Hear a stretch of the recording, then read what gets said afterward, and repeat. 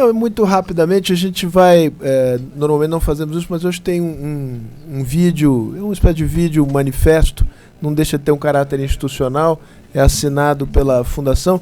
Então, antes do filme principal, vai ter um trailerzinho rápido e depois eu passo a palavra ao presidente. Solta a bolachinha aí. Vivemos em tempos de muitos conflitos, tensões e incertezas. Opiniões pré-concebidas estão dominando o debate e não deixam espaço para o diálogo. É frustrante quando percebemos que nossa voz é ignorada. Mas e nós? Ouvimos o que os outros têm a dizer? Estamos realmente abertos para compreender um ponto de vista diferente do nosso?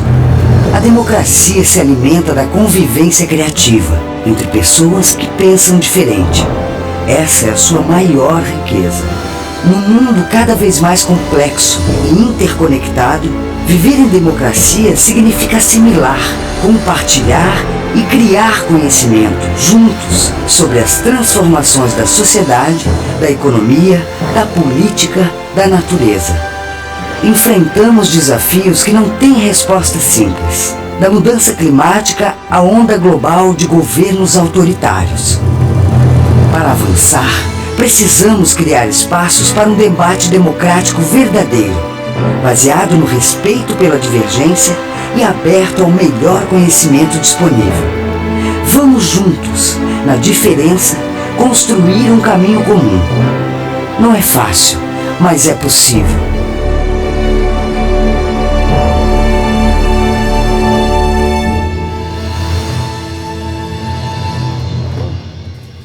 Muito bem. Bom, feita a propaganda do Sérgio, depois que vocês acabaram de ouvir, é uma satisfação para nós estarmos hoje aqui para discutirmos a agenda parlamentar. Eu de parlamento não entendo nada, então eu vim aqui para aprender.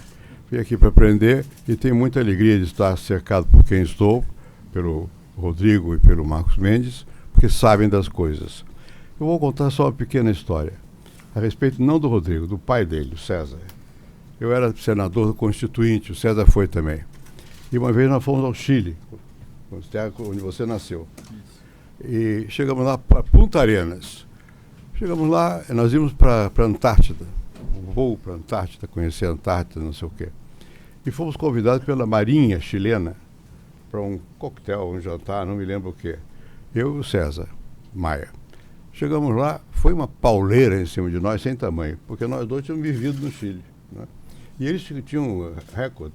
Eu não fiz nada no Chile, eu trabalhei na CEPAL, dei aula, não fiz nada. Mas do ponto de vista era Pinochet o presidente. Então nós ficamos no Arapuca, de estar levando, fomos lá e tal. E foi difícil sair daquele imbróglio, mas conseguimos sair. Eu fiquei calado e o César conseguiu sair. Então eu acho que nós estamos aqui diante de pessoas que têm essa capacidade, que até hereditariamente. Nós estamos no imbróglio, vamos ter que sair dele. Vocês dois vão nos ajudar a ver qual é esse imbróglio e quais são os caminhos para nós sairmos dele. Eu não sei quem Rodrigo começa. O deputado começa. Então, vamos lá. Tem a palavra. Bem, bom dia a todos.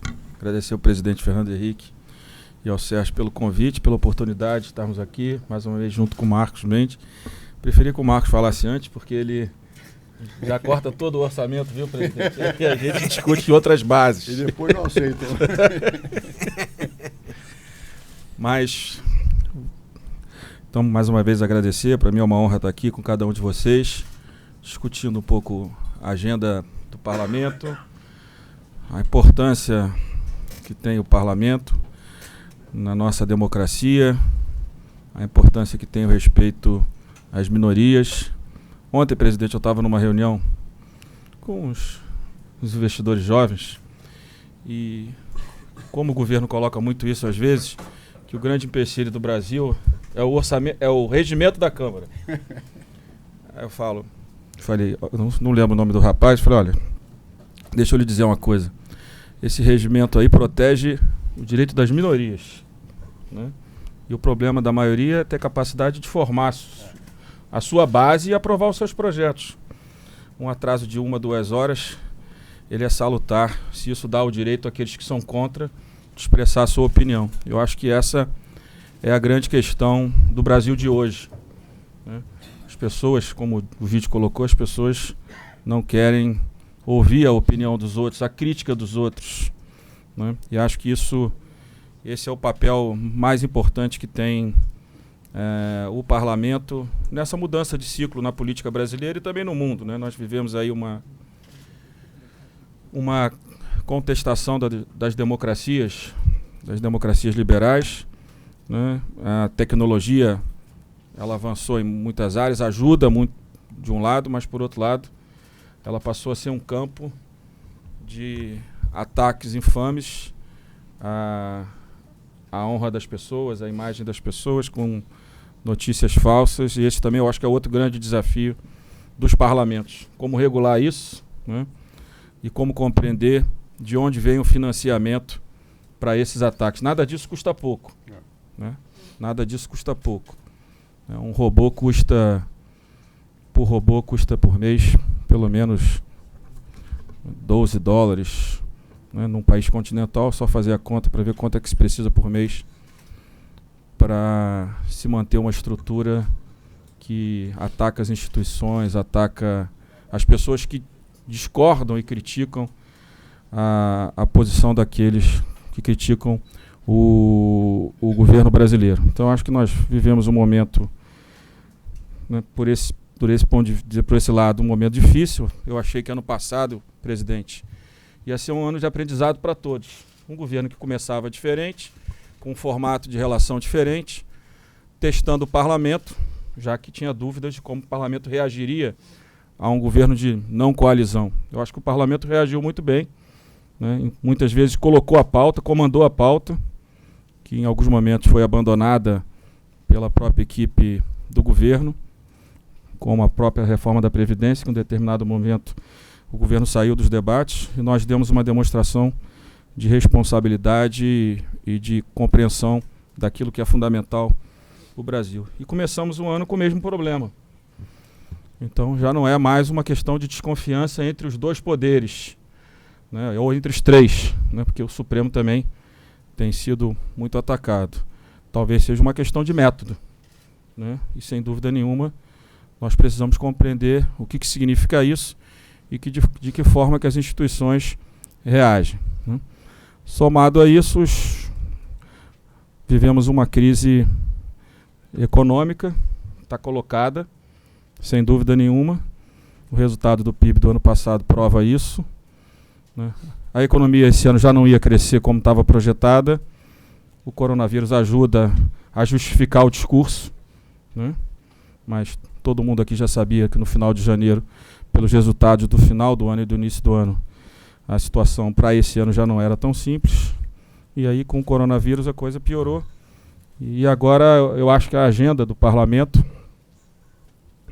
ela passa também a ter uma outra preocupação, né? Eu estava conversando com o presidente Davi agora mais cedo, né, e ele me disse que ia propor, e acho que ele está no caminho correto, já que não foi proposto pelo governo, uma reunião da equipe econômica com o Congresso Nacional, para que a gente possa compreender qual é o tamanho da crise, qual é o tamanho, né, do problema que o Brasil vive, quais são os impactos, claro que virão também da crise do coronavírus, e o que em conjunto, né, aqueles que têm uma cabeça racional no governo podem dialogar com Câmara, Senado e organizar a pauta num calendário, né, priorizando aquilo que de fato vai gerar impacto e uma sinalização importante para a sociedade e para os atores econômicos, né.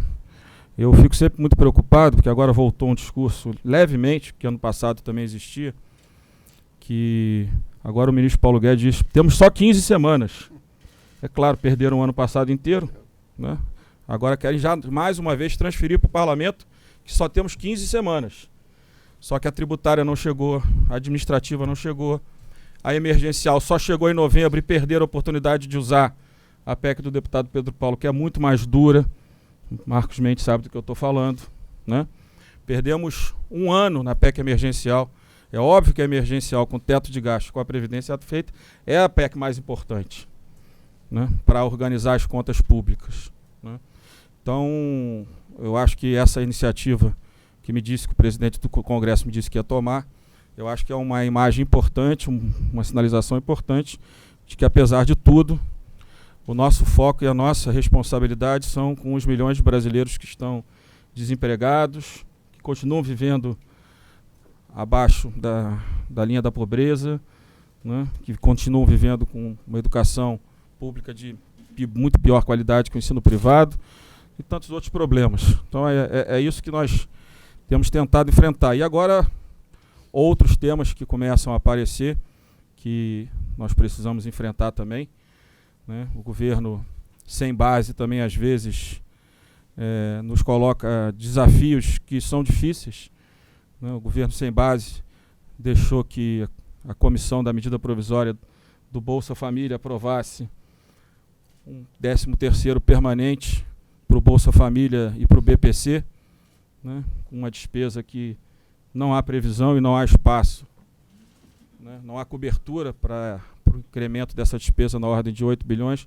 Passa a ser mais um desafio, porque é claro que é uma agenda justa, claro que é uma agenda correta, não há reajuste do Bolsa Família há alguns anos, mas a nossa responsabilidade tem que falar mais alto, apesar de muitas vezes, quando nós somos atacados, a vontade às vezes é uma reação, né? Mas eu acho que a sociedade não tem que pagar a conta, muitas vezes, dos ataques do entorno do governo, né, das redes sociais do governo, né? Quem só não pode pagar a conta é o brasileiro, principalmente o brasileiro trabalhador, o brasileiro que está desempregado, o brasileiro mais simples. Então são desafios que aparecem e que nós vamos tendo que administrar e falando, aproveitando a oportunidade aqui e falando, né? Porque, presidente, às vezes se inventa fontes de receita onde não existem, né? Resolveram tributar os fundos exclusivos para arranjar o dinheiro da medida provisória aí do Bolsa Família. E eu falei, mas você vai tributar o quê? Você vai tributar o estoque ou o fluxo? Porque o estoque, você vai estar descumprindo contratos, né? Não parece uma boa alternativa você rasgar regras que foram construídas onde as pessoas acreditaram no país e colocaram o seu dinheiro naquelas regras. Não, mas a gente faz no fluxo, mas o fluxo é zero. Como é que o fluxo é zero? Se você mudar a regra, não tem mais fundo exclusivo, não tem mais dinheiro para esse fundo. É muito óbvio isso. Não tem nem fluxo, né? Fluxo é zero. Então temos que encontrar algum caminho. A PEC emergencial é um caminho.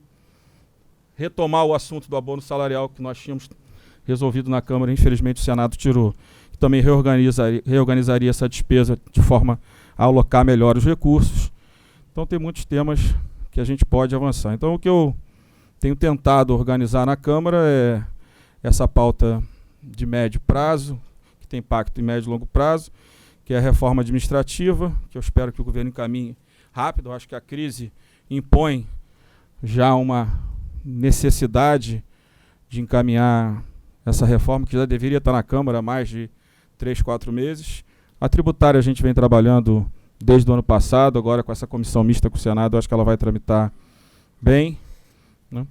Temos a discussão do Fundeb, que é sempre uma discussão importante, que a gente, né, um programa que foi iniciado no seu governo, que a gente pretende ampliar a participação do governo federal, mas com muito cuidado, para que o impacto fiscal, né, como eu já falei aqui, da dificuldade orçamentária não seja um impacto a que prejudique as contas, a organização das contas públicas. Tem muitos projetos, tem lei do gás pronta, nova lei de falências que está pronta para votar, uma modernização do Estado através do projeto de GovTech, que também está pronto para votar, tem o saneamento no Senado, tem uma nova lei de parceria público-privado, o Arnaldo está ali trabalhando para poder finalizar e ter um texto onde a gente construa segurança jurídica para que o setor privado invista no Brasil. A gente sabe qual é o drama das nossas contas, do nosso déficit comercial. Nós precisamos de poupança externa. Então o parlamento precisa não apenas reformar o Estado, mas organizar os setores para que com segurança jurídica a gente possa atrair o capital privado externo. Isso é muito importante. Isso é fundamental, talvez decisivo para uma economia que projeta um déficit na conta corrente de 4% do PIB, então é fundamental. Existem outras variáveis que vêm prejudicando o nosso país. Ontem mesmo recebi um grupo de investidores estrangeiros, faltaram 4 investidores europeus. E o coordenador do grupo disse, olha, infelizmente os fundos europeus foram proibidos de vir ao Brasil pelo tema da sustentabilidade. Então, não adianta a gente ficar discutindo quem está com a narrativa correta, se há excesso, se não há excesso, se há um desmonte ou não há um desmonte da política ambiental que foi construída há muitos anos no Brasil, mas há um mau humor claro dos investidores em relação ao Brasil por esse tema.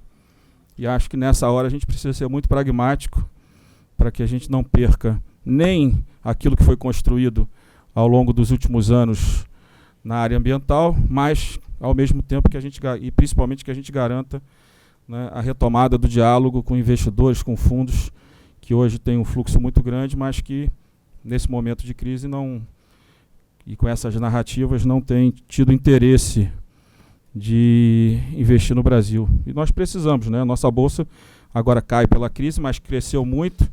Eu sempre digo que, na minha opinião, com uma bolha, muitos brasileiros que viviam da renda fixa entrando na renda variável, isso nunca dá certo, né, presidente? A gente sabe que isso sempre gera problemas.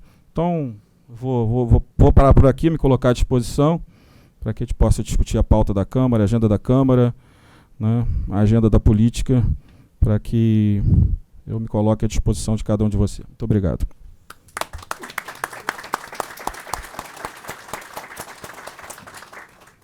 Tem a palavra aí. Marcos. Tem uma O presidente Rodrigo falou 18 minutos, então você tem aí um desafio. É? Posso gastar o tempo? Não mais do que 18, seria... Bom dia a todos, muito obrigado pelo convite. Presidente, Sérgio, prazer estar debatendo com o presidente Rodrigo Maia. Eu vou começar a falar aqui do tema que está preocupando todo mundo, baixo crescimento. Todo mundo horrorizado com 1% de crescimento, mas, na verdade, o Brasil cresce pouco há 40 anos. Né? A gente cresce, na média, de 81 para cá, 2,2%. Isso nem de perto é suficiente para fazer a gente convergir para a renda dos países mais ricos. Né? Esse gráfico aí mostra que nós estamos encalhados em 25% da renda per capita dos Estados Unidos há várias décadas, enquanto outros países estão convergindo para a renda per capita dos Estados Unidos. Né? Se a gente for olhar o nosso desempenho de crescimento, nós somos um fracasso em várias medidas de comparação. Em 1950, nós tínhamos a mesma renda per capita de Portugal e Espanha. Hoje, nós temos 40% da renda per capita da Espanha e metade da renda per capita de Portugal, um hiato brutal de qualidade de vida, de potencial de poder de compra. Né? Se não gostarem da comparação com 2 países europeus ocidentais, eu olho para a Europa Oriental e a gente está ficando para trás também de Bulgária, Polônia, Turquia, etc. Né? Trazendo para o nosso quintal, apesar da Argentina há 70 anos se esforçar para dar errado, a gente não conseguiu alcançar a renda per capita da Argentina e já estamos perdendo, começando a perder também para Peru e Colômbia, que vinham na 2ª divisão e já estão nos ultrapassando. Então, a nossa incapacidade de crescimento é patente, antiga e de longo prazo. Né? O que nós precisamos, o que faz, e eu estou falando aqui de capacidade de crescimento de longo prazo, o que faz um país crescer no longo prazo? Né? Os motores do crescimento são 3. Primeiro, crescimento da população em idade de trabalhar, né? A questão demográfica. Infelizmente, esse bonde nós já perdemos, já passamos estamos fechando a transição demográfica, a população idosa vai aumentar e o percentual de população em idade ativa diminuindo. Né? O outro canal é aumentar o investimento, para ter mais máquinas e equipamentos produzindo no país. Mas para ter mais máquinas, mais investimento, a gente precisa de poupança para financiar esse investimento. E nós temos um brutal déficit do setor público que drena a poupança que poderia financiar os investimentos privados. E quando eu falo do setor público, eu falo dos 3 níveis de governo. Nós temos um problema seríssimo dos estados, que há anos vem jogando as contas, o seu desequilíbrio nas costas da União. A gente precisa de segurança jurídica e de baixa incerteza para que o investidor invista no país. Estamos longe de conseguir isso. Precisamos de qualidade no investimento público complementar ao investimento privado, e o nosso histórico de qualidade de investimento público no Brasil, as refinarias paradas, as ferrovias pelo meio do caminho mostram que o nosso histórico não é muito bom, né?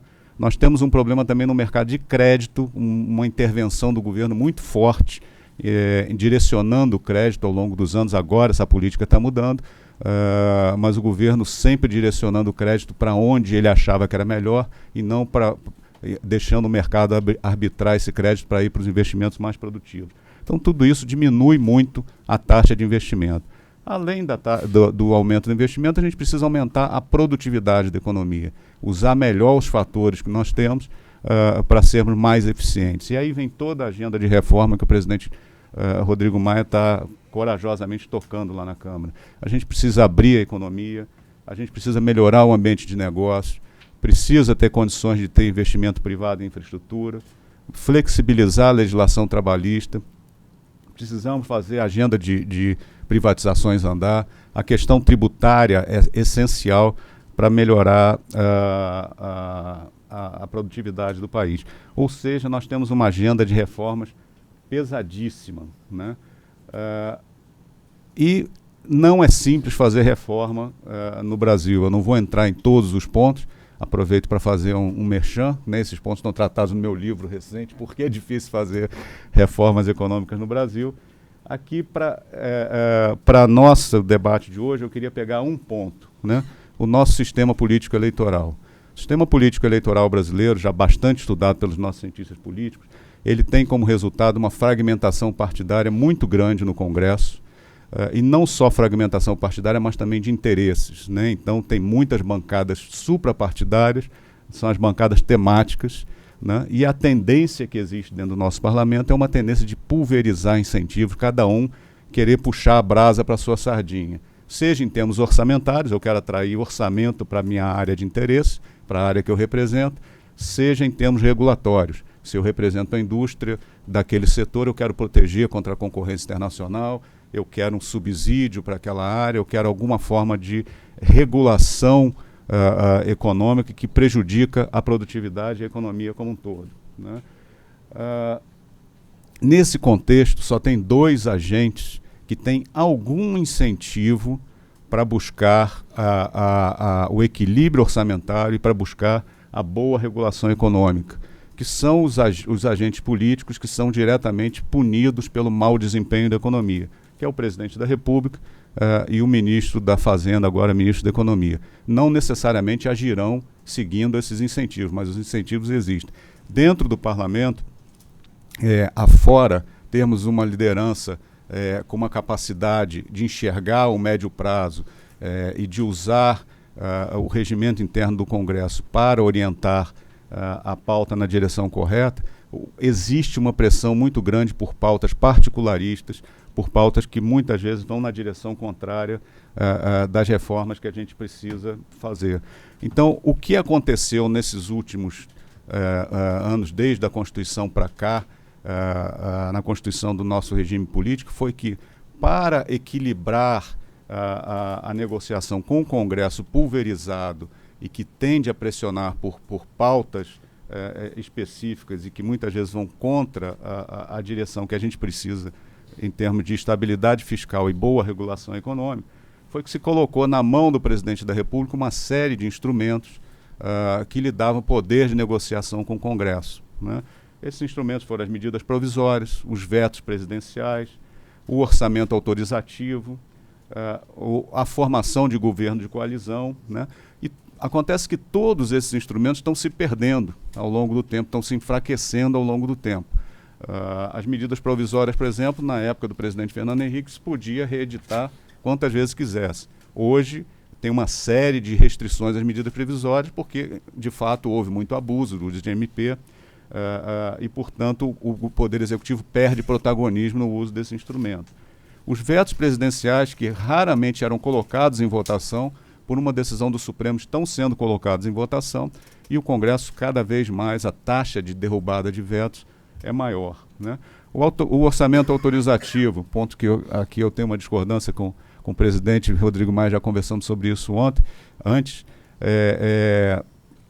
O orçamento autorizativo, que dá um poder de barganha ao poder executivo para ajudar a formar maiorias, ainda que circunstanciais, agora não é mais autorizativo, é obrigatório. Então o governo também perdeu esse espaço. As emendas parlamentares também se tornaram obrigatórias. Então restava o instrumento de fazer governo de coalizão, chamar os partidos que foram eleitos para a Câmara e para o Senado, olhar a proporção representativa e oferecer a participação proporcional no governo, né? Isso é feito em qualquer democracia do mundo, é assim que as democracias funcionam. Aqui no Brasil, a imagem que colou é que isso está intrinsecamente associado à corrupção e que isso deve ser repelido, né? Então, abriu-se mão de fazer um governo de coalizão, o governo perdeu esse instrumento e não colocou nada no lugar, né? Criou o que eu tenho chamado, não sei se fui eu que criei ou se eu ouvi, de presidencialismo de omissão. Joga os projetos dentro do Congresso e deixa a coisa rolar lá dentro, sem coordenação nenhuma, né? Só para dar um dado, das medidas provisórias que já foram, que já tramitaram, metade das medidas provisórias não prosperou, ou caducou ou foi rejeitada. Isso é uma taxa de insucesso brutal, né? É fruto da descoordenação política, né? Aí eu conversando sobre isso com o Sérgio me perguntou, mas não deu certo, a reforma da Previdência não deu certo? A reforma da Previdência foi um caso muito específico, né? Um assunto que mobilizou a sociedade toda, 3 anos de debate, um aprendizado, né? Uma fragilização dos partidos de esquerda nessa nova legislatura, que era quem estava de forma mais aguerrida segurando a agenda, uma liderança dentro do Congresso muito consciente para tocar essa agenda, né? De modo que isso foi um caso muito específico, né? A tática que tem sido usada pelo Poder Executivo para tentar tocar algumas das suas agendas é ir para o público, né? É fazer barulho nas redes sociais. Mas você não consegue fazer barulho nas redes sociais para toda a agenda que está sendo tratada no Congresso. São dezenas de assuntos tocados. Você pega 2 ou 3 assuntos que estão mais em highlight. Essa semana foi a questão do orçamento, dessa discussão do orçamento impositivo, que deu essa briga pública. Mas você tem uma série de agendas que passam ao largo, e muitas delas têm simpatia, que são problemáticas, mas têm simpatia de boa parte do público de apoio do presidente da República, né? Aumento dos gastos com os militares, aumento do salário mínimo. Eu posso citar uma série de projetos que precisam ter contenção porque não tem orçamento e mesmo assim não tem uma articulação para se discutir de forma razoável, como reajuste de tabela do imposto de renda, por exemplo, né? Bom, a par da Previdência, o que a gente vê é que tem uma paralisação muito grande no ritmo de reformas que a gente precisa, né? Privatização não está andando, né? A Eletrobras está parada dentro do Congresso. O máximo que está se conseguindo fazer de privatização é vender participações do BNDES, etc., alguma coisa na margem, né? A abertura da economia não está acontecendo. Se aprovou o tratado com a União Europeia, que é alguma coisa de longo prazo, mas o que você precisa fazer no dia a dia, que é reduzir imposto de importação de bens de capital, não está acontecendo. As PECs do ajuste fiscal, andando mais devagar do que deveriam, e uma opção do governo de mandar uma PEC mais frágil do que a que o Congresso já estava trabalhando em ritmo avançado. Reforma administrativa sendo boicotada dentro do próprio Poder Executivo. Reforma tributária, até hoje a gente não sabe qual é a reforma tributária que vem do Poder Executivo, né? Bom, nós temos então um vácuo muito grande de prática política, né, que é incompatível com o conjunto de reformas que a gente precisa fazer para que o país cresça mais do que 1% no longo prazo, né? Para não terminar de forma muito pessimista, né, o que a gente tem de notícia positiva? Temos como notícia positiva o fato de que já aprovamos muitas reformas. É possível que essa lista de reformas que eu estou mostrando aqui já esteja criando um ambiente microeconômico suficiente para melhorar a produtividade da economia, em especial na área do crédito. O Banco Central, por exemplo, está avançando muito na regulamentação de maior concorrência na área do crédito. Pode ser que a gente já tenha um ambiente aí para crescer mais um pouco, né? Além disso, nós temos uma emenda constitucional já aprovada, muito pouco comentada, que veda a coligação em eleições proporcionais, que o resultado dela, se mantida e não alterada até a próxima eleição do Congresso, vai ser reduzir bastante o número de partidos e, portanto, isso pode facilitar um eventual retorno de governo de coalizão com um conjunto menor de partidos na base governista. Nós temos alguns governadores surpreendendo positivamente, fazendo um belo ajuste fiscal, né? E podemos ter um quadro em que o maior protagonismo do Congresso na definição e execução do orçamento leve a um maior controle da despesa obrigatória por interesse próprio do Congresso, de abrir mais espaço de despesa discricionária para o próprio Congresso definir, né? E várias reformas maduras já acontecendo, como lei de licitações e o marco do saneamento, né? Bom, conclusão. Até 2015, o Brasil era um país que andava em ritmo, era um navio que andava em ritmo acelerado na direção errada, né? A gente conseguiu parar esse navio, botar esse navio na direção certa, e agora temos que fazer a tarefa não trivial de fazer esse navio navegar na direção correta, né?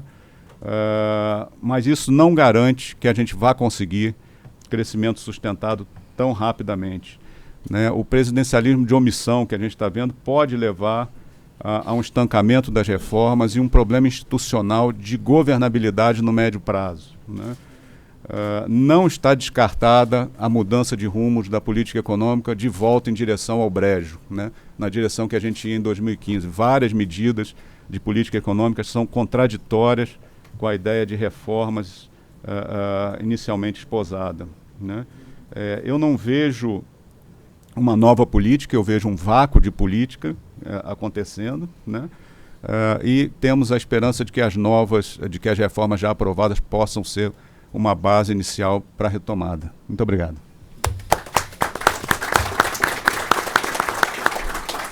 Antes de abrir as perguntas, eu queria dar a oportunidade do presidente Rodrigo comentar esse relato alvissareiro sobre o passado, o presente e o futuro do Brasil, antes da gente abrir para perguntas. Eu, de fato, tenho muita admiração pelo Marcos Mendes na área fiscal, na área econômica. Na área política, eu acho que o Marcos não... Se dependesse dele, nós vivíamos num governo autoritário. Não, porque se o instrumento da medida provisória, que é um instrumento autoritário, que é a sucessão do decreto-lei, se ele é um instrumento legítimo, onde a sociedade só se manifesta depois da edição da medida, que já tem validade por 4 meses, e que ela pode perder validade, como você mostrou, isso, para começar, gera insegurança. Segundo, eu acho que gera, né, um desequilíbrio no sistema democrático. Então é óbvio que, na verdade, o que nós temos que fazer para o próximo governo é acabar com a medida provisória.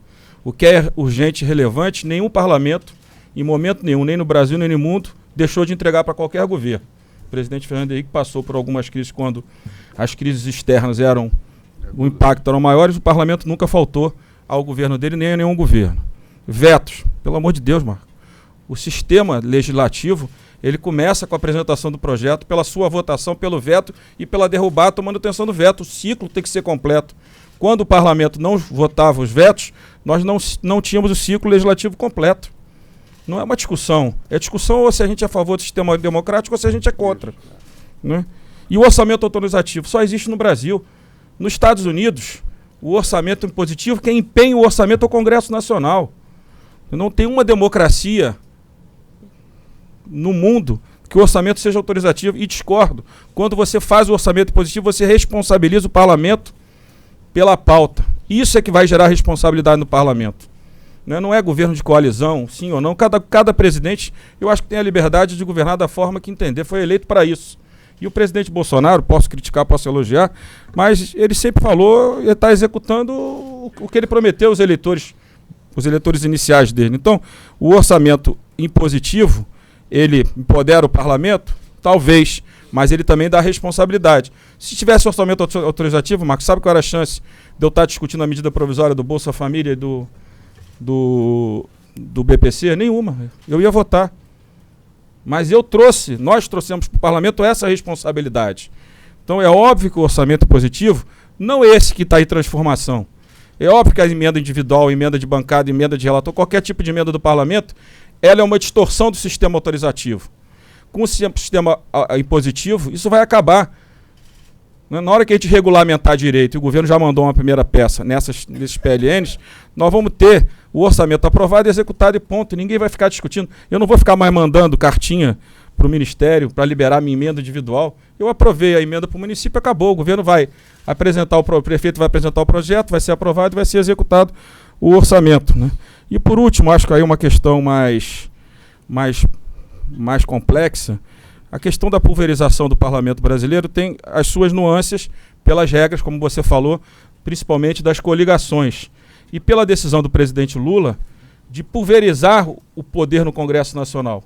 Quando ele não organizou o governo dele com o PMDB inicialmente, ele foi fortalecendo partidos que no governo do presidente Fernando Henrique tinham menos relevância do que passaram a ter a partir dali. E com as coligações, com uma maior estrutura no governo, e com as coligações, né, o pragmatismo eleitoral foi prevalecendo. Quem precisava de tempo de televisão garantia vaga para esses partidos médios crescerem no âmbito das coligações partidárias. Agora, não é só no Brasil.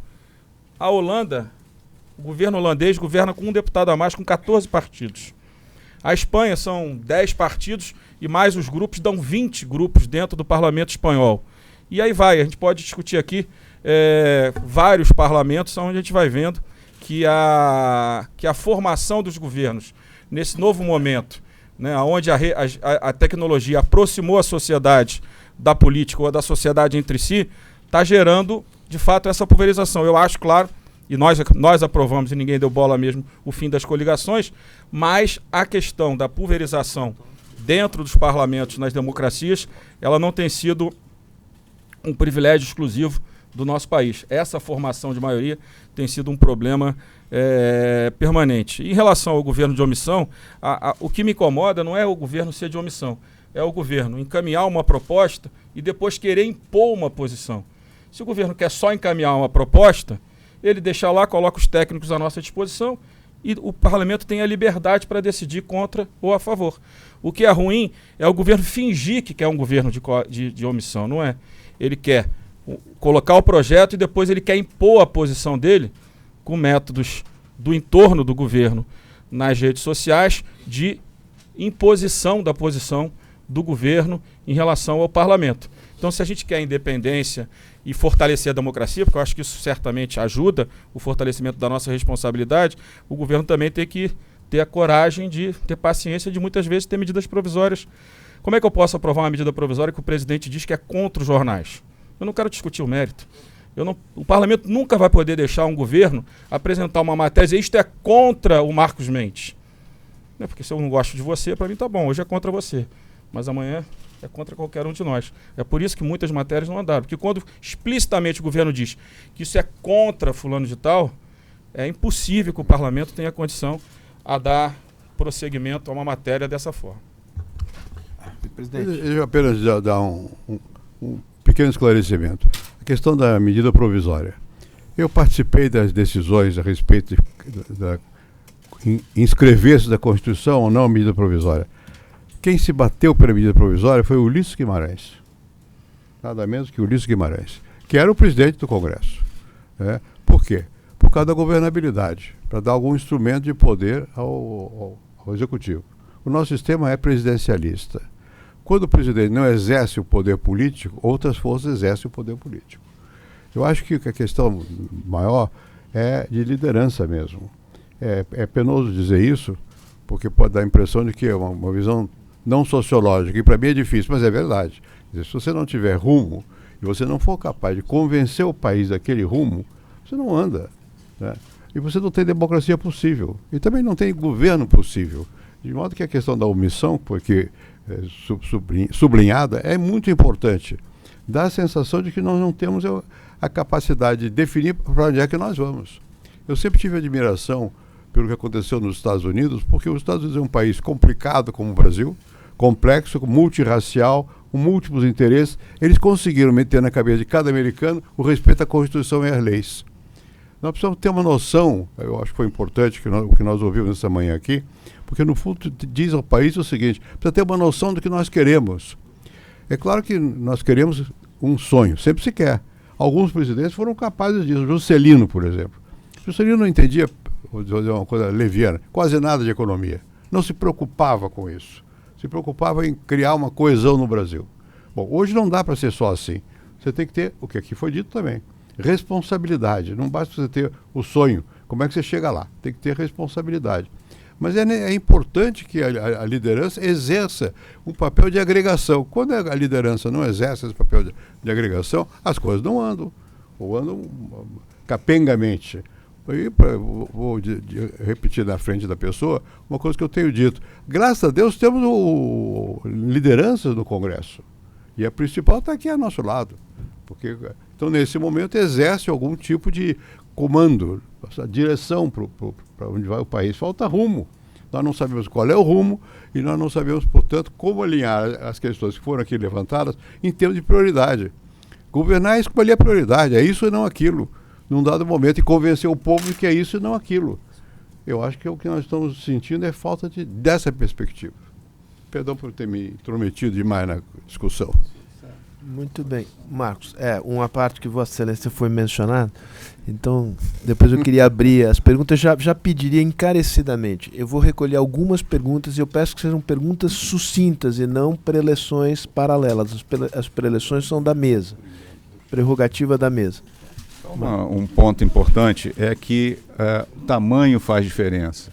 É verdade que todos os parlamentos no mundo estão passando por uma fase de maior pulverização. Só que o Brasil é disparado o mais pulverizado e já há 4 décadas. Né?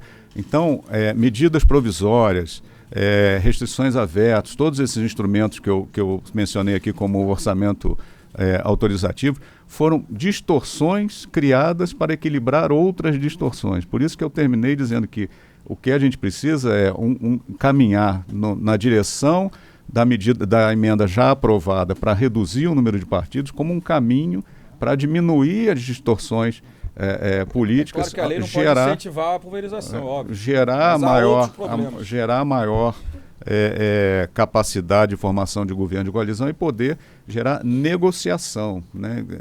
Em nenhum momento eu quis defender aqui poderes extraordinários do Executivo para se impor ao Legislativo. Pelo contrário.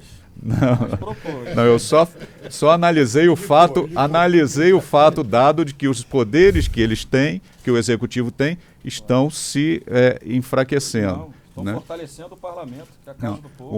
Uma coisa é um parlamento com lideranças responsáveis. E graças a Deus nós temos um regimento interno que dá ao presidente e às mesas um poder muito grande de definir a pauta. Claro. Né? Porque se nós tivéssemos um parlamento com um regimento frágil, toda aquela pauta setorializada, específica, ia avançar sobre as prioridades do Congresso.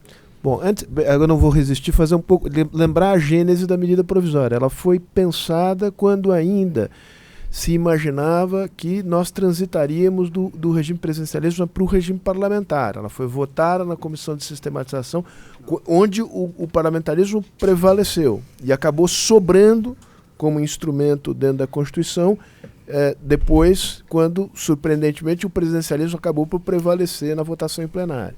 O Ulisses sempre foi presidencialista. Né? Ele queria dar realmente algum poder ao presidente, porque senão não funcionava. E no que diz respeito à questão de coligação, etc., perdoa de contar um fato pessoal, mas a uma certa altura, quando eu fui candidato a presidente da República, veio alguém de um desses órgãos de pesquisa e disse: olha, a sua probabilidade de ganhar é grande, pode ganhar sozinho, sem aliança. E havia um outro que poderia ganhar também, e que era amigo nosso. Bom, eu fiz questão de fazer uma aliança entre o PMDB, entre o PFL e o PFL, que na época foi muito discutida. Eu levei a questão para o diretório do PSDB e digo: olha aqui, minha opinião é que ou faz aliança, ganhar a eleição eu ganho, até sem vocês. porque no Brasil é assim.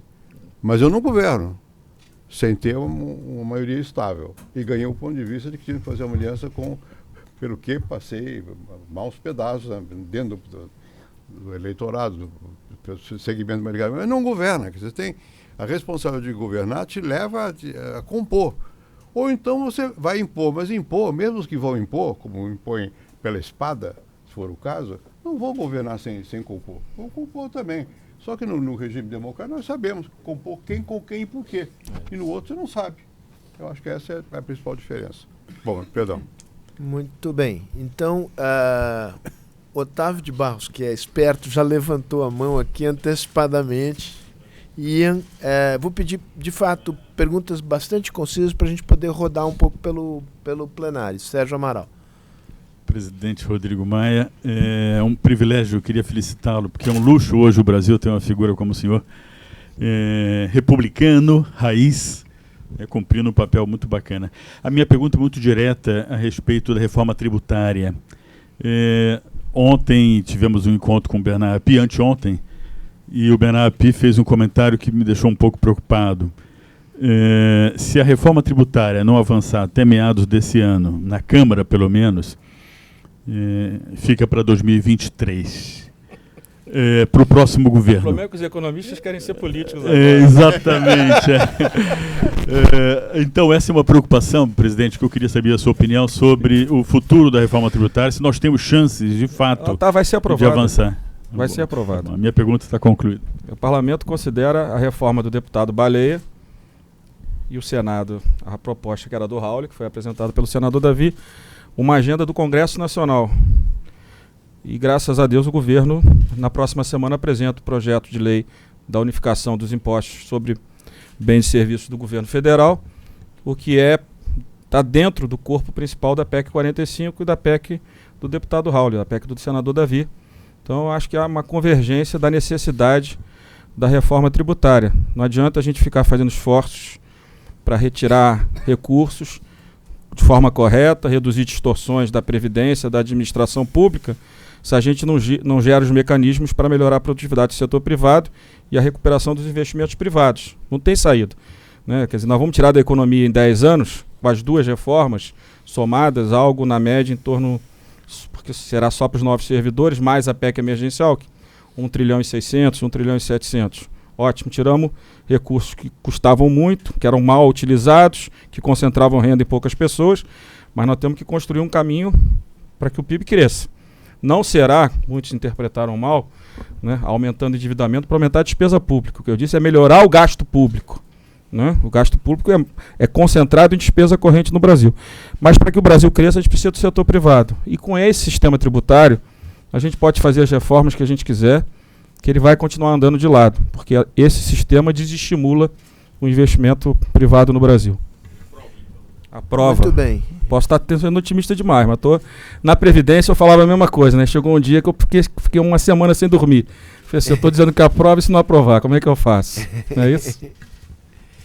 Ian Eichenbaum, cônsul de Luxemburgo em São Paulo, por favor. Presidente, muito obrigado, e eu acho que o senhor ainda é uma luz, principalmente na União Europeia, né, de eu vou lá projetos semana que que possam vem. ser.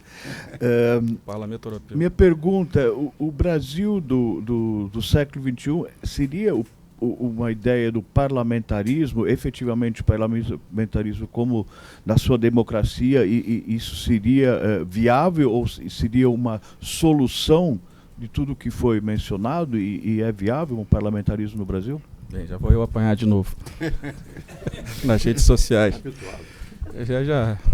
Só não posso, não vou fazer brincadeira não. Eu acho o seguinte, se a política quer o parlamentarismo, ela precisa mostrar para a sociedade, né, o que é o parlamento e o que precisa mudar no parlamento. Um parlamento com 15% de ótimo e bom não vai nunca conseguir abrir esse debate. Para que a gente possa introduzir esse debate daqui a 4, 5, 6 anos, o tempo que for, e não será neste governo, para que ninguém tenha dúvida que eu não quero ser nada além de presidente da Câmara até o 1º de janeiro do próximo ano, e depois de terminar o meu mandato como deputado federal, nós precisamos, e estamos fazendo, nas próximas semanas, a Falcone termina todo o trabalho junto conosco da reforma da Câmara dos Deputados. Nós precisamos reformar a Câmara, nós precisamos acabar com estruturas que não são mais defensáveis pela sociedade, nós precisamos ampliar ainda mais a nossa transparência, que é grande, nós precisamos melhorar a nossa relação com a sociedade, que já melhorou muito. Eu acho que o ano passado foi um ano, desde o presidente Fernando Henrique, foram anos muito importantes para o parlamento. Mas a gente querer introduzir esse tema antes de mostrar para a sociedade que o parlamento, de fato, qual é o papel, qual é a função e qual é a função do parlamentarismo, eu acho que a gente vai botar esse assunto na mesa e vai ser rejeitado de novo. Então tem temas dentro do parlamento que precisam ser reformados. Nós sabemos quais são as críticas. A estrutura dos gabinetes é grande, é pequena, precisa ser discutida, precisa ter imóvel funcional, o processo legislativo, ele é moroso, não é? Como é que... Todas essas questões, nós temos na Câmara, embaixador, 4.000 procedimentos realizados pelos servidores. 2/3 têm função gratificada. O salário médio dos servidores é R$30 mil. Do orçamento de 5 bilhões e 500, 3.800 é salário e aposentadoria de servidor. E quem paga a conta é o deputado, que custa tudo R$1 bilhão. Pode reduzir? Pode, mas não é aqui. Não é aqui. E não é só reduzir, né? É melhorar a governança da Câmara. É isso que a gente está fazendo com a Falcone. A partir daí, depois disso tudo implementado, a gente pode discutir. A sociedade compreendeu que esse é o principal instituição do sistema democrático, mas eu acho que nesse momento ainda não é um momento maduro para a gente conseguir avançar com esse tema no Brasil. Muito bem. Embaixador Sérgio Amaral. Precisa de um microfone aqui.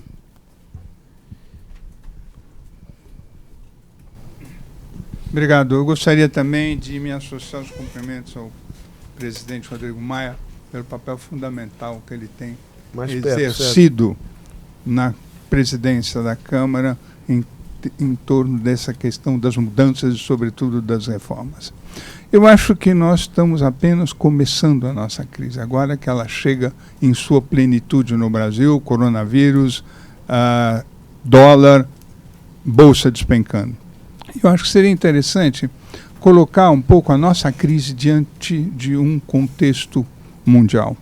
Eu acho que não somos só nós que estamos sob o desafio das reformas. Há uma mudança no mundo e há uma mudança na forma de pensar o mundo. E um dos pontos fundamentais dessa mudança é haver a percepção pela sociedade que existe uma repartição dos custos do ajustamento. Existe uma certa equidade no que se está propondo mudar. Equidade no presente, vamos dizer, uma distribuição de riqueza, ou uma equidade no futuro, que isso que se está fazendo vai desenhar um futuro melhor para a sociedade e para as pessoas. Isso tem levado a um debate de ideias muito importante. A eleição americana é, além de uma eleição para escolher o presidente, é um enorme debate de ideias entre duas visões de país e duas visões da democracia. Se você for ver a crise no Chile, ela suscitou também um debate de ideias que um vê a questão da necessidade do Estado, o outro um pacto social. O presidente da Câmara, o deputado Rodrigo Maia, suscitou essa questão ao mencionar algumas vezes nós temos que pensar o papel do Estado. E suscitou essa questão também quando ele disse que nós precisamos pensar também no componente social das reformas. A minha pergunta é o seguinte: qual é a viabilidade dessa discussão? Que eu acho fundamental, não é uma discussão teórica nem acadêmica, ela vai desenhar o país do qual as reformas são uma parte central.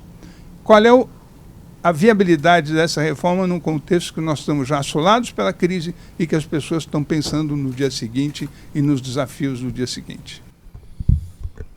Ministro, eu acho que esse debate sobre qual é o papel do Estado, ele é muito importante, né? O Brasil, e não é monopólio nosso, a América Latina, todas construíram nos últimos anos estruturas de gastos, concentrando o crescimento das despesas nas despesas correntes. O BID tem um ótimo livro que fala de melhores gastos para melhores vidas. Então tem toda uma análise e ele fala de forma clara que a América Latina decidiu investir no passado em vez de investir no futuro, né? Quando a gente entra no nosso caso específico, a gente olha o sistema previdenciário, 14% do PIB, né?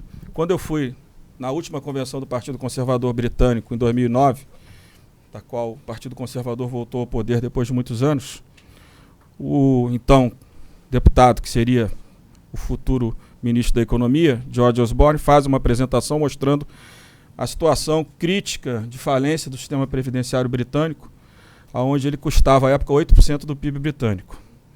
Só para a gente ter uma noção. E quando a gente vai olhar o gasto dentro do nosso sistema previdenciário, a gente vê que é o maior sistema de transferência do mundo.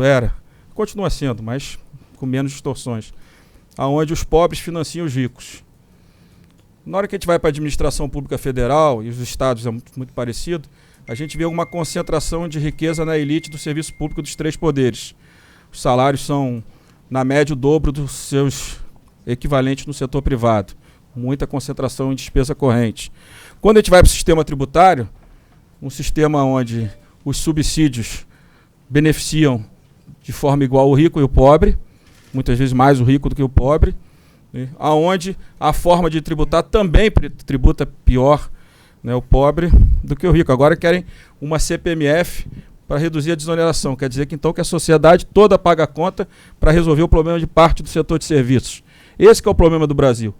Porque nós atendemos nos últimos 30 anos no parlamento a soma de interesses particulares, que o resultado não é um interesse coletivo. A grande questão é que o parlamento precisa organizar o interesse coletivo. O Estado precisa reduzir desigualdade. A América Latina, impostos e transferências reduzem a desigualdade em 4%. 0. Nos países da OCDE reduz em 40%. Esse é o papel do Estado. Com problemas, com distorções, mas nós precisamos repensar o Estado, onde o gasto público que precisa existir seja focado numa melhor qualidade, no foco objetivo, onde a gente possa reduzir desigualdade, reduzir pobreza. E aí todos os pontos nós sabemos. Mas eu acho que esse é o grande desafio. Porque como esses sistemas foram construídos, a abertura comercial, óbvio, é óbvio que a economia fechada beneficia muitas vezes empresas ineficientes que vendem produtos de pior qualidade com pior preço. E o cidadão paga a conta e não sabe, e acha que o conteúdo nacional é que resolve o problema. Tanto faz onde é o conteúdo. O que interessa é a qualidade e o preço para o cidadão. Então eu acho que a reorganização disso ela não é fácil.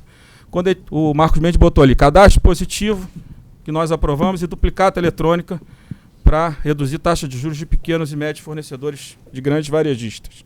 Quando a gente entra nesse debate, a gente é atacado pelos cartórios, né?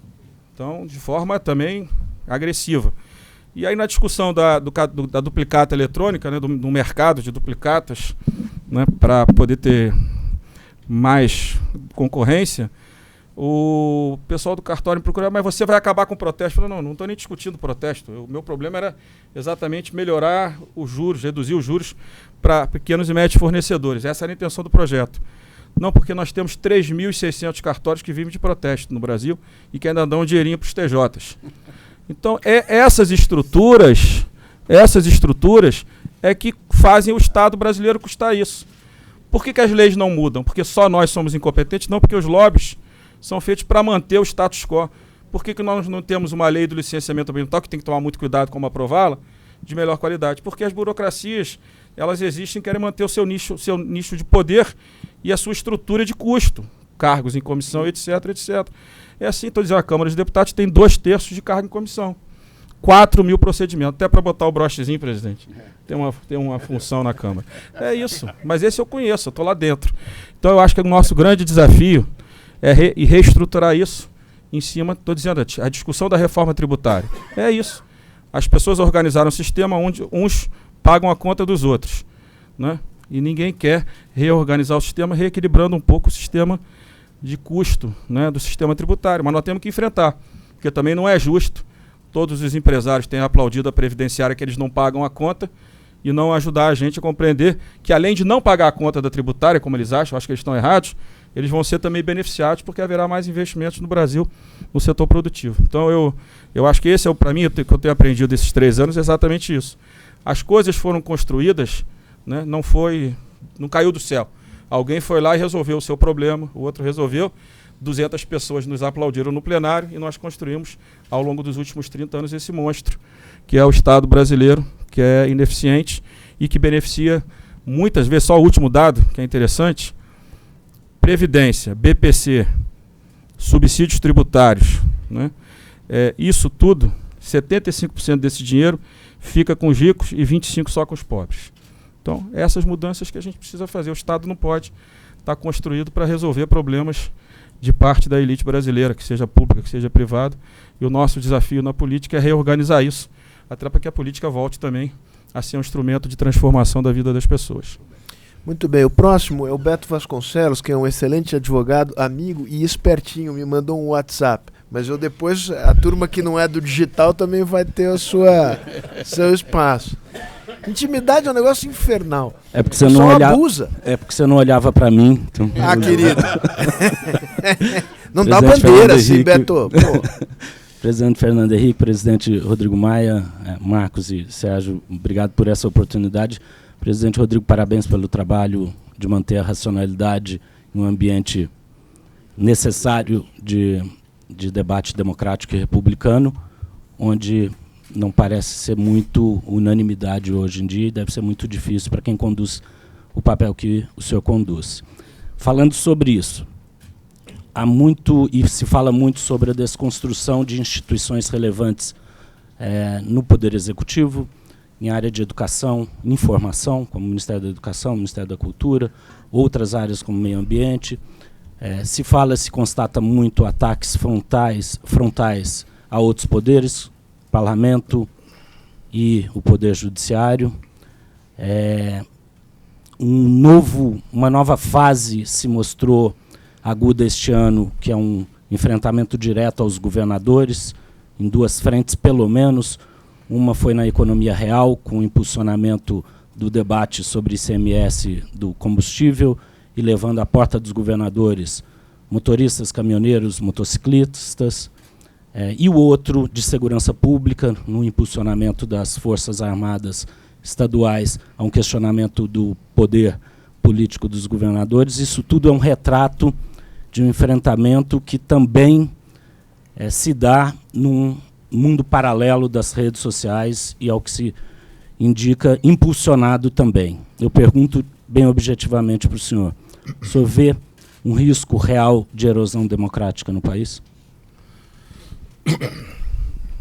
Olha, eu acho que só de você estar fazendo essa pergunta já é uma garantia que nós temos insegurança da parte daqueles que pretendem e querem investir no Brasil na hora de tomar sua decisão. Então, só de existir essa pergunta já enfraquece o governo, já enfraquece a nossa democracia, já enfraquece o interesse dos atores econômicos no nosso país, que sejam os nossos, que sejam os estrangeiros, porque os nossos também podem investir fora. Não podemos esquecer que no ano passado nós tivemos 75 bilhões de investimento direto, mas mandamos 22 bilhões de dólares de fora para fora, e só fechamos a conta com a venda de câmbio pelo Banco Central.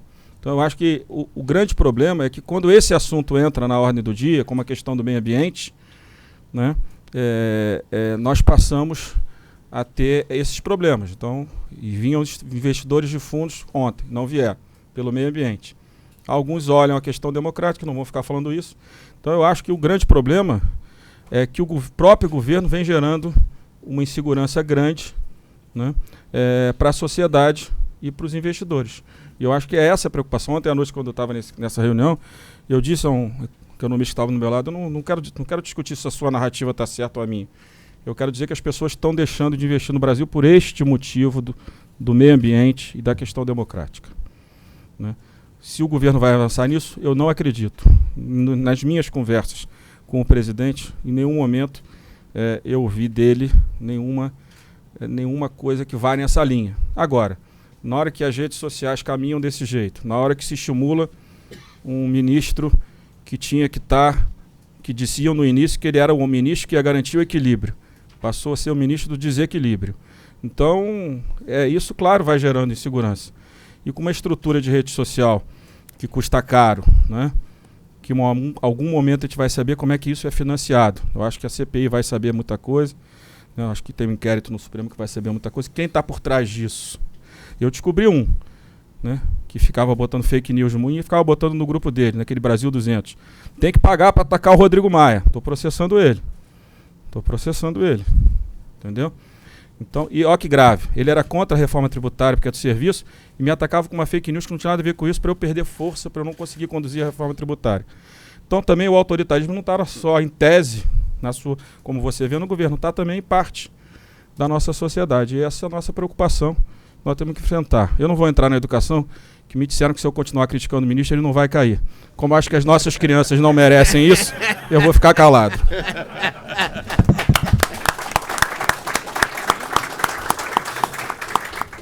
Bom, Paranhos, depois eu também preciso dar vez aqui pro pessoal que é offline, que me mandou... Porque o Beto, como é muito jovem, é nativo digital, né? Então, Paranhos, microfone ali, por favor. Paranhos, como eu sei da sua eloquência, eu te peço uma pergunta concisa, por favor. Vou tentar ser curto, Sérgio. Try hard. Também partilho desse elogio ao desempenho que o nosso presidente Rodrigo Maia tem tido à frente da nossa Câmara, mas justamente na sua inicial apresentação, e ainda agora falou da questão de sustentabilidade e meio ambiente. Eu presidi uma associação dos que fomos os pioneiros, principalmente Mato Grosso, essas cidades todas que estão aí, nós fizemos nascer. Luiz Furlan foi companheiro meu, João Carlos Meirelles e tantos outros. Então nós vivemos muito esse assunto. Então é claro que essas reformas que estamos falando aqui são as mais candentes, as mais importantes, porque criou-se uma expectativa dentro e fora do Brasil que com isso a gente volta a ter investimento. Mas eu acho que de fato a curto, médio e longo prazo, isso que eu queria perguntar no nosso Congresso, esse assunto de sustentabilidade, meio ambiente, o que está se fazendo, o que se pode fazer para de fato isso ganhar a dimensão correta. O desafio maior é a comunicação interna e externa para entender o que de fato é a nossa Amazônia. Quando se fala em Amazônia Legal, cria até uma confusão, porque ela pega 2/3 do Brasil, mas não está se falando só do bioma amazônico. E inclusive essas minorias que o senhor citou, quer dizer, os próprios índios hoje, lá fora a gente vê com constância alguns falando, pagos provavelmente por ONGs que têm outros interesses, que não querem fazer nada, e você tem ao mesmo tempo, e eu convivo com muitas das lideranças indígenas, que ao contrário querem fazer dentro da lei, dentro da ordem, o desenvolvimento do que possa ser possível. Eu gostaria de ouvir a sua posição com relação a esse tema. Tenho visto suas entrevistas recentes com a Guajajara, com outros, e vejo que alguns dos processos estão até, conforme a sua posição, seguros ou parados, enfim. Mas como vamos olhar isto? O agronegócio já está pagando um preço e vai pagar muito mais por tudo isso. Então gostaria de ver a sua posição e a sua visão no Congresso. Bem, o que eu ouço do agronegócio é que eles não precisam desmatar mais 1 metro quadrado para aumentar a produção. Então, se o agronegócio não está nessa agenda, né, que seria algo que poderia interessar em tese ao Brasil, então essa é uma agenda, do meu ponto de vista, para regularizar a vida de quem vem produzindo e vem produzindo de forma ilegal em áreas de preservação ambiental. Eu não sou contra discutir matéria alguma. Eu sou contra ele me mandar um negócio de regulamentação de terra indígena, jogar no meu colo, sem conversar, sem dialogar, sem a gente construir, mostrar só, nós vamos discutir o tema. A Constituição orienta para a regulamentação, né, da exploração de terra indígena. Mas não é pegar um projeto e falar, toma aí esse projeto. Eu não consigo organizar desse jeito. Eu represento os 513 deputados, né, e as demandas da sociedade. Quer construir um grupo de trabalho, Câmara, Congresso e Governo, para a gente discutir este assunto que é sensível e é polêmico? Como eu disse para os deputados, incluíram na medida provisória 901, que tratava de transferência de terra federal para o estado do Amapá e Roraima, a ampliação do desmatamento para estados que têm preservação de 65%, né, mas sem a questão do zoneamento ambiental, de 20% para 50%. E os deputados vêm com muita força no tema. Falei, eu entendo a sua posição, mas da forma como vocês estão colocando esse debate, vocês vão prejudicar o país. Não faz sentido a gente pegar uma medida, por isso que eu tenho medo de medida provisória, porque ela introduz temas que não têm necessariamente relação com o objeto principal do debate. Então, o que eu entendo é que todos os debates, eles podem e devem ser feitos de forma transparente, trazendo... É claro que tem segmentos do meio ambiente que não querem debater nada. Ano passado eu estava discutindo licenciamento ambiental, comecei a ver o pessoal do meio ambiente. Teve um que falou assim, não, eu estou aqui, mas eu não quero que mude nada. Eu falei, então acho que eu não devia estar aqui. O parlamento existe exatamente para te discutir e modernizar as leis, melhorar ou não melhorar, ou deixar como está, que aliás também é uma decisão política. Muitas vezes o governo fala, o parlamento não votou, é uma decisão política. Muitas vezes o Supremo decide porque o parlamento não votou. É um erro, porque também é uma decisão política não votar, não mudar as regras, as leis e a Constituição. Então, o que eu acho em relação ao meio ambiente é que cada vez mais existem investidores estrangeiros que uma das pré-condições é a questão da sustentabilidade, né? O Brasil, como dizem os grandes produtores do agronegócio, não precisa desmatar mais 1 metro quadrado para continuar ampliando a nossa capacidade de produção. Então, por que a gente vai continuar sinalizando com uma narrativa errada, pelo menos para aqueles que querem investir? Eu acho que o momento, até porque a gente precisa muito da poupança externa, nossa poupança interna ela se mantém baixa ao longo dos últimos anos, né? Como é que a gente faz para atrair esse capital? Certamente a questão do meio ambiente é uma pré-condição muito importante para muitos investidores na Europa e também nos Estados Unidos. É isso que me preocupa. Muito bem. Enquanto o microfone chega lá, antes do Cláudio Couto, que me acena freneticamente, tem uma pessoa mais jovem do que você, Cláudio, que pediu a palavra. Enquanto você leva o microfone aqui, eu vou fazer uma pergunta breve que me foi encaminhada por escrito, que diz respeito às chances de aprovação da medida provisória do contrato de trabalho verde e amarelo. Evidentemente que a pergunta é para o presidente Rodrigo Maia. Acho que vai passar. É o Rodrigo Simonato aqui. Não, vai passar. Acho que vai passar. Acho que o relator está fazendo um bom trabalho, me dá essa impressão. Não, o que for jabuti, se for jabuti mesmo, vai tirar. O que não for jabuti, vai votar. Aí vai depender do plenário. Mas o que não tiver relação com a matéria, é óbvio que a gente vai avaliar antes, depois que a matéria chegue à mesa da Câmara. O que as pessoas não sabem, tramitação de medida provisória não é igual a tramitação de projeto de lei. Ela entra pelo Congresso, quem constitui a comissão é o presidente do Congresso. Depois de aprovado o relatório, eu voto o relatório da comissão e retiro aquilo que foi colocado que não tem relação com a matéria. Só estou explicando porque, presidente, eu apanhei uma tal de carteira digital aí. Aí teve um empresário que me mandou mensagem reclamando com uma fotinha. Sua foto tá bonita. Eu falei, você me surpreende pelo seu sucesso empresarial, não saber nem como é que tramita uma medida provisória. Eu não tive nem o direito de não votar essa medida provisória. Muito bem, tem uma pessoa ali que já está. Rodrigo, depois tem uma moça e depois tem o Cláudio. Rodrigo, obrigado pela palestra e pela postura. Deixa eu pedir, vamos fazer o seguinte, vamos juntar 3 aí nesse canto, a facilidade de logística, e para a gente resumir o tempo aqui. Rodrigo, obrigado pela palestra e pela postura no parlamento. Acho que as futuras gerações vão te agradecer muito pela firmeza com que você vem conduzindo tudo. Se fala cada vez mais no Brasil da necessidade de criar uma frente ampla, democrática, para enfrentar uma possível reeleição do Bolsonaro em 2022. Eu queria perguntar para o senhor se o senhor acredita nessa possibilidade, qual a viabilidade eleitoral dela e como dosar a variável PT nessa possível equação. Pergunta simples. Vamos recolher mais uma. Vai mais uma aí. Essa precisa ser fácil para compensar a primeira. Oi, presidente. Não, acho que várias pessoas, né, destacaram aqui o papel do parlamento na condução das reformas e, sem dúvida, tem sido um papel muito importante e relevante, mas entendo também que o parlamento tem um papel fundamental na preservação de garantias democráticas que foram conquistadas desde a promulgação da Constituição de 88. Então, queria te ouvir um pouco mais para falar sobre o papel do Congresso na preservação dessas garantias, ainda mais num contexto de que há questionamentos e ameaças a determinadas liberdades, e um questionamento também ao próprio papel do Congresso Nacional, que é tão importante e fundamental para a preservação dessa democracia que a gente construiu tão recentemente. Muito bom. Cláudio. Eu só não tenho seu WhatsApp. Você tem sim, querido. Você não usa, mas você tem. Pelo trabalho que está fazendo. E, embora ele tenha dito, numa prova adicional da sua sensatez, que não ia falar do ministro da Educação, eu gostaria de ouvir qual é a estratégia para o Fundeb, já que o Fundeb vence esse ano, não é prioridade para o governo até agora, é mais uma das coisas para as quais o governo não parece prestar atenção, não manda projeto. Como é que está o Fundeb? Não, o Fundeb está quase pronto para ser votado na comissão na próxima semana. Nós estamos discutindo com o Marcos Mendes, com o Esteves, a questão do impacto e como é que esse impacto pode ser assimilado pelo orçamento público.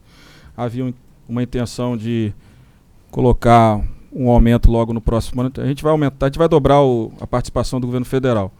Havia um interesse de se colocar 5%, na verdade é 10 mais 10. A gente sabe que o governo federal não tem esse espaço, a gente está fazendo críticas aqui ao aumento de despesas sem controle, então nós estamos organizando de uma forma que isso seja uma escada onde a gente possa não apenas garantir isso, e também organizar melhor as regras para esses novos recursos, para que eles tenham também, não apenas respeitem a regra anterior, os 10% estão mantidos, mas os novos vão ter também uma preocupação com melhoria da qualidade do ensino. Então isso a Dorinha, né, a comissão, mais o Raul Henri, a Tabata, o Felipe Rigoni estão tratando. A gente está tirando algumas coisas que também são demandas dos governadores, preocupações dos governadores, e o nosso acordo é votar, antes de votar a PEC, votar o projeto de lei, um recurso que existe para poder mandar para a sanção a mudança da regra do piso nacional de educação, pelo menos conseguindo transferir o reajuste para a inflação, porque esse ano deu 12% de aumento, e do jeito que está ficando a PEC e os gastos, na nossa projeção é que isso vai continuar sendo acima da inflação. Então, o meu acordo é que a gente vota o recurso antes, muda a regra do reajuste do piso nacional, que tem o apoio dos prefeitos, dos governadores, óbvio. O Rio Grande do Sul faz todas as reformas e leva um aumento de 12% para os professores. Não tem reforma administrativa previdenciária que segure um negócio desse. Então a gente faz essa votação, é o acordo, né? Acho que basicamente todo mundo concorda com isso, depois a gente vota o Fundeb. Isso no plenário, né? Na comissão a gente deve votar o Fundeb semana que vem. No domingo eu tenho uma reunião com o Esteves, com o Mansueto e com o pessoal da Segovia, exatamente para discutir as matérias. E claro que a gente vai discutir a questão do impacto, do aumento da participação do governo federal na participação do Fundeb. Rodrigo, tem as outras duas perguntas. Eu acho que sim, eu acho que também é um certo... eu acho que o impacto das redes sociais é muito forte, fica todo mundo muito preocupado, mas o presidente Bolsonaro ganhou a eleição de forma democrática, né? Eu acho, claro, que quem pensa diverge dele vai construir o campo para derrotá-lo. Isso é da democracia. Se o campo de centro-direita ou centro-esquerda vai conseguir construir uma candidatura que tenha chance de tirar o PT do segundo turno ou não, isso é uma questão que o tempo vai dizer. Mas eu não acho que a gente deva estar com esse tipo de encaminhamento. Eu acho que a nossa democracia é forte, né? Os pesos e contrapesos estão aí funcionando, o Supremo funciona, o Congresso funciona, o governo cumpre a sua parte. Às vezes, quando vai um pouco além, os outros poderes cumprem o seu papel institucional. Eu acho que a gente também não deve dar um passo tão longe nesse. Mas acho, claro, que aqui o centro-direita e centro-esquerda, é claro que quando os polos estão muito radicalizados, fica mais fácil a gente conseguir, nós que estamos no campo da centro-direita, ter um diálogo mais próximo com a centro-esquerda, que é uma coisa que, em momentos de menos radicalismo, é mais difícil de você pensar na possibilidade de construir um candidato nesse campo. Muito bem. Eu acho que a questão da democracia eu respondi. Eu acho que a nossa democracia tem a forma da narrativa do entorno do presidente muitas vezes, os ataques nas redes sociais preocupam a todos, mas eu acho que o nosso sistema é um sistema que vem se fortalecendo nos últimos anos, e acho que nos últimos 12 meses eu acho que a gente deu demonstrações disso. Muito bem, as duas últimas perguntas. Beatriz aqui na frente, uma pessoa que levantou... Vamos tomá-las as duas em conjunto, por razões de tempo. Oi, vou tentar ser breve. Primeiro, obrigada. Eu acho que vocês trouxeram um panorama estrutural muito rico e muito importante para a gente entender as grandes questões que a gente tem que enfrentar. Eu fico só pensando ao lado disso, até o Marcos fez uma menção à Argentina, que há tantos anos tentando o seu fracasso e não consegue, porque tem uma consegue, está indo, mas enfim, tem uma população também, que nem a gente. Mas tem uma população, é um exemplo, entre outros países, muito mais qualificada, que pode dialogar com todas essas reformas estruturais que tem que acontecer. Não sei nem se é uma pergunta, mas é uma aflição. Enquanto eu enxergo tudo isso que vocês estão dizendo e que tem que ser feito, e é um processo moroso, embora o ritmo possa se acelerar um pouquinho, é um processo moroso. Enquanto isso, você tem uma população imensa no Brasil fazendo aquilo que você mencionou, que o Bide falou, olhando para o passado e não para o futuro. Eu sei que é complicado falar da educação, mas a gente tem educação, a gente tem um país que tem a questão da novidade das mídias sociais e da não regulamentação desse setor, e a gente tem uma população se evangelizando num grau muito significativo. Isso tem um impacto muito grande na compreensão da importância dessas medidas e das reformas estruturais. Então, era só um pouco uma ponte. Enquanto a gente vai tentando fazer isso, ainda é uma elite fazendo, você tem toda uma população que está cada vez mais excluída e menos capaz e instrumentada para entender esse movimento. E essa tensão se coloca muito forte, cada vez mais, no momento do mundo. Então, é só um pouco como é que vocês veem isso. Por exemplo, olhar para o passado, na educação, no meu entender, a gente tem que olhar para a educação infantil, porque é pensar, daqui a 20 anos, o que a gente está construindo. A gente continua passando por cima, não olhando para isso, que seria uma medida, vamos dizer, há uma possibilidade da Câmara ou do Congresso fazer uma pressão sobre o governo para, pelo menos, isso cuidar ou não? Então, é uma... Como conciliar o estrutural com essa população? Rodrigo, vamos pegar mais uma última e a gente... Não, aí você fecha. É melhor responder. Você quer responder? Vamos lá. Eu acho que para convencer o governo a gente falar pro lado errado, né? Aí o governo faz o lado certo. Ele não quer nunca fazer o que a gente propõe. Não, mas eu acho, claro, a questão da educação, é óbvio que os economistas como o Marcos e outros, eles fazem a conta, né, da queda ao longo dos próximos anos do número de matrículas, mas a gente tem um déficit muito grande na educação infantil, de 0 a 3 anos, que é uma questão que nunca conseguiu ser resolvida.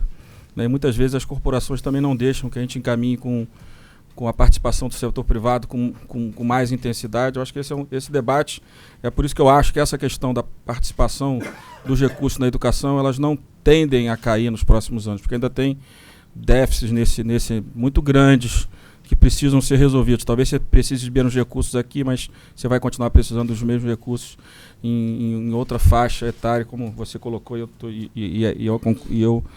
eu concordo, né? E é claro que para a gente é ruim, né, que você tenha um ministério daquela importância sendo tratado de forma ideológica, né? As crianças precisam de educação, né? Se em algum momento alguns criticam como o PT governava o Ministério da Educação, né, a gente está saindo talvez de um ponto indo para outro, né? Mas eu acho que agora é tentar com diálogo, tentar ajudar naquilo que for possível. Acho que o Fundeb vai ser um passo, né? O ministro não está participando, mas o assessor dele participou de uma reunião com a relatora na Segov, na Secretaria de Governo, junto com a equipe econômica, junto com o ministro Ramos. Nós estamos dialogando, nós queremos resolver os problemas, nós não estamos preocupados de onde vem a solução. O importante é que estejam todos participando. Na questão da educação, a gente tem a participação muito grande da sociedade e que tem nos ajudado muito. O Marcos pediu uma palhinha breve, e aí depois eu vou para a última pergunta. Se eu entendi bem a sua pergunta, é o que a gente faz com o curto prazo, com a quantidade de pobres enormes que nós temos no curto prazo. O que a gente tem que ver é que o Brasil já gasta um volume enorme de recursos com políticas sociais. O problema, como o presidente falou, é que boa parte desses recursos é capturado por quem não é pobre, né? Então, assim, o que a gente pode fazer no curto e médio prazo para resolver a situação da população muito pobre é focar no Bolsa Família, resolver o problema do benefício de prestação continuada, que é muito mal focado, o abono salarial é muito mal focado, o mecanismo de seguro-desemprego junto com o FGTS pode ser muito melhorado. Então, assim, o Ricardo Paes e Barros tem uma agenda completa, pronta, de como a gente pega esses 200 bilhões que a gente gasta de políticas sociais e bota em direção de quem é efetivamente mais pobre. E só para concluir a questão do Fundeb, eu não sou contra a educação, presidente. O que eu sou contra é pegar aquele dinheiro todo do Fundeb e gastar em folha de pagamento, né? Então, assim, tem um espaço enorme para premiar a qualidade, melhoria, incentivar a qualidade com aquele dinheiro. Agora, é um desperdício tremendo pegar aquele dinheiro e jogar em folha de pagamento, que isso vai virar emprego de professor temporário que nem vai na escola dar aula. Mas só somar aqui, como ele entrou nesse assunto que eu não tinha entrado, eu acho assim, Marco, não é só o Bolsa Família. Se a gente pegar os dados de pobreza, como é que eles se dividem, por exemplo, nós temos um problema muito grande de analfabetos idosos, né? E políticas de analfabetismo acabaram no Brasil há alguns anos, né? Próprios portadores de deficiência, que recebem o auxílio, muitos jovens, também não têm apoio do governo e ficam analfabetos. Então eu acho que tem políticas, por exemplo, se você pegar os municípios mais pobres de qualquer estado, você vai ver falta de sanitário, ninguém cuida disso. Então às vezes não é só o dinheiro, a transferência de renda, é pensar nessas políticas com focos objetivos, como é que a gente pode conseguir parte do recurso e resolvendo essas essas vulnerabilidades que também existem, que também respondem pelo acesso, pela mobilidade social. Não é só a renda, né? Existem outras vulnerabilidades que vão responder pelas condições futuras dessas pessoas voltarem a ter ou passarem a ter mobilidade social no Brasil. Muito bom. Última pergunta. Bom dia. Queria parabenizar as falas, foram bastante elucidativas, e o presidente Rodrigo Maia, em especial, por ter conseguido, depois de muito tempo, tornar o Congresso independente, protagonista da política brasileira mesmo, até por uma forçação de barra do governo federal que é omisso. E voltando nesse ponto da educação, por mais que seja recente de fato, que a gente tem um rumo na educação a partir das políticas estruturais do ministro Paulo Renato e tal, e ainda seja algo muito recente, é meio consenso que a gente gasta muito mal, porque a gente tem uma grande quantidade de recursos dos entes federativos na área e a gente não consegue alcançar os índices, os indicadores de qualidade que a gente almeja. Se pudesse eleger 3 pontos especiais em que a gente pudesse investir de fato, ou 3 erros nos últimos anos que foram cruciais para que a gente não tivesse conseguido essa qualidade, quais seriam? Isso eu acho que seria interessante e se aplica tanto à visão do deputado Rodrigo Maia quanto do Marcos, do ponto de vista da economia. Muito bem. A minha opinião, assim, de uma forma mais genérica, é que, como eu falei aqui, eu acho que as corporações foram resolvendo seus problemas, né, e esses problemas muitas vezes não têm relação com a qualidade do serviço público, né? Então, a gente criou uma estrutura a partir de 2005 com o plano de cargo e salário do judiciário, onde a gente jogou o piso muito alto, colamos o piso no teto, e isso contaminou todos os poderes, né? Então, essa falta de estímulo ao mérito, a melhoria da eficiência do serviço público, para que o servidor chegue. Na Câmara, um servidor de nível superior é para chegar em 10 anos, que é pouco, chega em 5, 6 anos. O que ele faz depois disso? Aí fica todo o estímulo para resolver. Quando você discute, outro dia, uma associação de juízes me procurou, precisamos de uma pauta positiva, sair desse negócio de juiz de garantia, de abuso de autoridade. Falei, estou pronto, qual é a proposta? Não, vocês têm que criar o Fundo Nacional da Justiça Federal. Era a pauta prioritária para sair da pauta negativa. Então, o servidor não consegue ter uma pauta onde o serviço, não estou dizendo todo, claro, seria injustiça, mas as associações, pelo menos, não conseguem organizar uma pauta. Por isso que você tem muitos servidores que são contra a reforma administrativa. Mas eles não vão ser atingidos porque eles estão contra. Porque eles vão passar a ter um sistema contra o sistema deles, né, onde, certamente, pela proposta do governo, que a Câmara vai aderir, óbvio, né, para os seus servidores, você vai ter sistemas onde você vai ter introduzir outros mecanismos. Eu vi no jornal, não vi o texto ainda. A estabilidade será conquistada ao longo dos anos. Isso tudo requer, né, trabalho, melhoria da qualidade. Eu acho que esse é o debate que a gente precisa introduzir. Como eu disse, vai um setor da economia também consegue um incentivo. Todo mundo diz que o setor de informática é muito moderno no Brasil, mas estava lá no final do ano renovando a lei do incentivo do setor de informática. Depois é o setor automobilístico, depois é o setor X. Para que isso? Então a gente vai concentrando recursos, né, em estruturas que não devolvem esses recursos da sociedade em melhoria de qualidade de vida, nem investimento, nem emprego. Então eu acho que o grande problema nos últimos anos, do meu ponto de vista, foi que as corporações tomaram conta, capturaram o orçamento público, corporações públicas e privadas. E isso gerou distorções onde poucos ficam com muito e muitos ficam sem nada do Estado brasileiro.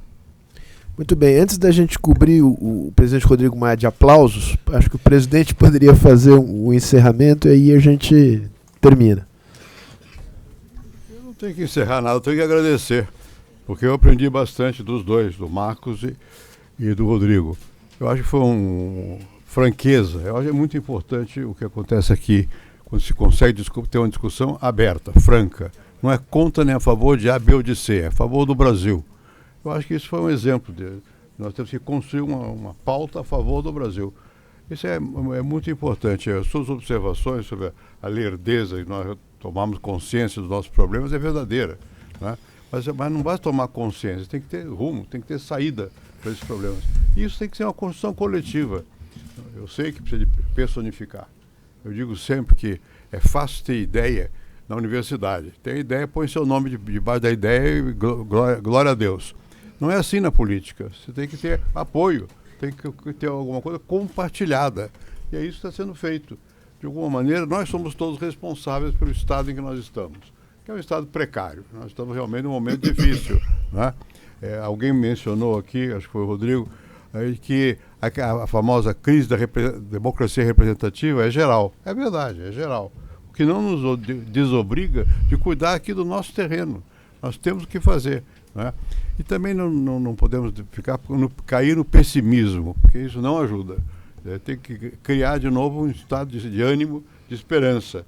Porque se essa esperança for mudar, ter alguém que encarne o futuro, que seja. Mas é preciso ter esperança para que nós possamos sair do mesmismo.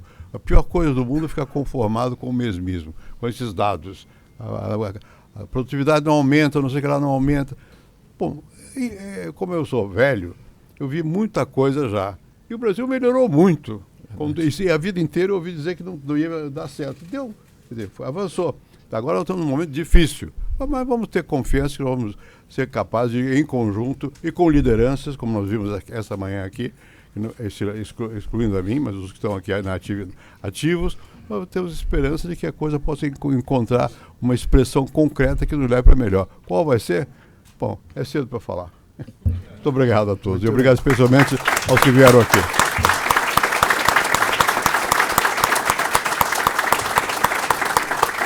That's it.